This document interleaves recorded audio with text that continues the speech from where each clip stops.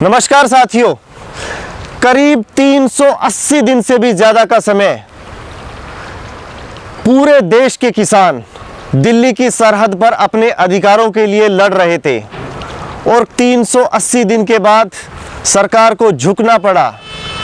11 दिसंबर 2021 को देश के किसान संगठनों ने अपने 3 काले कृषि कानूनों को रद्द करवाकर अपने घरों को लौटने का फैसला किया है। 11 दिसंबर 2021 का दिन वो ऐतिहासिक दिन माना जाएगा जब देश के 32 किसान संगठनों में, जिसके पंजाब के किसान भी शामिल हैं, दिल्ली की बॉर्डर गाजीपुर, सिंघू, टिकरी से पंजाब की तरफ प्रस्थान करेंगे और 13 दिसंबर को दरबार साहिब में जाकर मत्था टेकेंगे। 15 दिसंबर को पंजाब के लगभग 113 किसान संगठन भी अपना धरना खत्म करने जा रहे हैं। इस पूरे प्रकरण में अगर हम इसको गौर से इसकी विवेचना करें तो कुछ चीज़ें सामने आती है। सबसे पहले जो 3 काले कृषि कानून है उसको जिस तरह सरकार ने अध्यादेश के जरिए किसानों पर थोपा, किसानों ने एक लंबे संघर्ष के बाद, देश के उन आम नागरिकों को धन्यवाद जिन्होंने किसानों का साथ दिया, दिल्ली वासियों का धन्यवाद जिन्होंने, दिल्ली के लोगों ने किसानों को साथ दिया। संसद में अध्यादेश को रद्द करके राष्ट्रपति ने मोहर लगा दी है कि 3 कानून रद्द किए जाते हैं। अब सबसे बड़ी बात कि आगे क्या होने वाला है। देखिए, किसानों की 5 मांगे हैं। सबसे पहली एमएसपी की गारंटी। सरकार ने कमेटी का गठन कर दिया गया है जिसमें कृषि विशेषज्ञ, किसान संगठन के नुमाइंदे शामिल होंगे और जो 22 या 23 जो एमएसपी वाली फसलें हैं उनकी एमएसपी जारी रहेगी और आगे जो है उसको शामिल करने का जो प्रावधान है वो भविष्य में तय किया जाएगा। नंबर 2, इस पूरे किसान आंदोलन में जिन किसानों के ऊपर मुकदमे दायर किए गए उसको वापस लेने के लिए सहमति बनी है। सरकार ने कहा है कि यूपी, हरियाणा, हिमाचल, उत्तर प्रदेश सब जगह मुकदमे वापस लिए जाएंगे।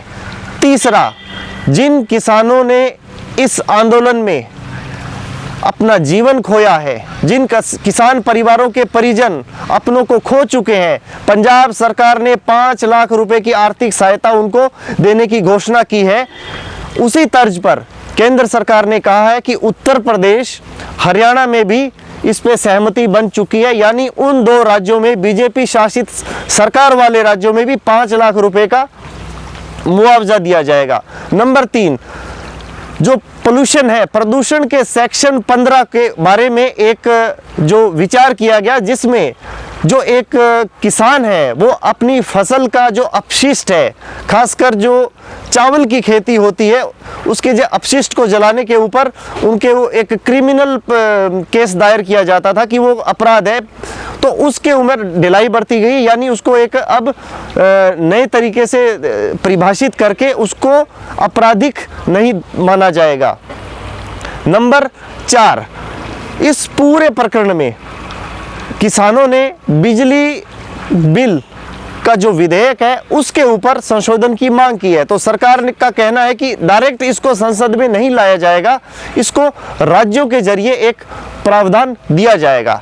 अब हम बात करते हैं कि 380 दिनों के इस आंदोलन में क्या खोया, क्या पाया। तो सबसे पहले 700 से ज़्यादा किसान जिन्होंने अपनी शहादत दी है, यहाँ एक शब्द ज़रूर मेंशन कीजिएगा कि शहादत, क्योंकि किसानों का टकराव सीधा सरकार से था, उस अहंकारी सरकार से जिसने बिना किसानों की मर्जी के अध्यादेश के जरिए कॉरपोरेट को फ़ायदा पहुंचाने के लिए कृषि कानून ला दिए गए, क्योंकि सरकार को लगता था कि सरकारी मशीनरी, संसाधनों के जरिए किसानों की आवाज़ को दबा दिया जाएगा।